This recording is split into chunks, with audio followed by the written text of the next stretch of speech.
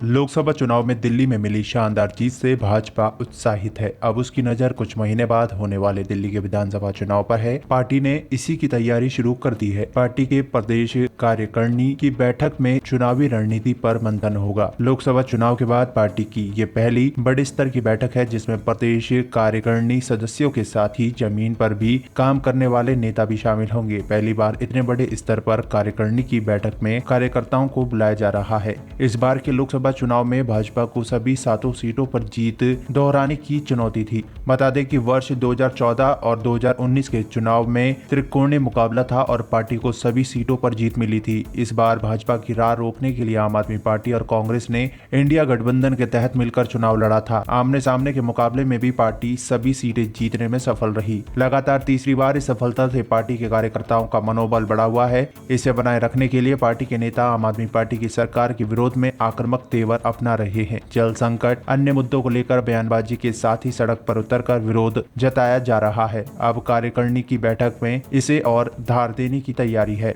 बैठक में लोकसभा चुनाव परिणामों की समीक्षा की जाएगी। प्रत्येक मंडल में पार्टी के प्रदर्शन की समीक्षा होगी। यदि कहीं कम मत मिले हैं तो उसके कारणों की पड़ताल कर विधानसभा में प्रदर्शन सुधारने की रणनीति बनेगी। मजबूत वार्ड में और बेहतर प्रदर्शन पर मंथन होगा। इस बार लोकसभा चुनाव में दिल्ली में भाजपा को 70 में से 52 विधानसभा सीटों पर बढ़त मिली थी। भाजपा नेता लोकसभा चुनाव में जीत का श्रेय कार्यकर्ताओं की मेहनत को दे रहे हैं। इसके लिए मंडल स्तर पर कार्यकर्ताओं को सम्मिलित किया जा रहा है। बेहतर प्रदर्शन वाले बूथों को विशेष तौर पर सम्मान मिल रहा है। कार्यकारिणी की बैठक में भी कार्यकर्ताओं का मनोबल बनाए रखने के लिए प्रस्ताव पारित किया जाए। वहीं सामान्य रूप से प्रदेश कार्यकारिणी की बैठक में कार्यकारिणी सदस्य और विशेष आमंत्रित सदस्य शामिल होते हैं। इनकी संख्या 350 से 400 तक होती है। इस बार कार्यकारिणी सदस्य के साथ ही प्रदेश और सभी 14 संगठनात्मक जिलों के पदाधिकारी, 256 मंडलों के अध्यक्ष, मोर्चों के प्रदेश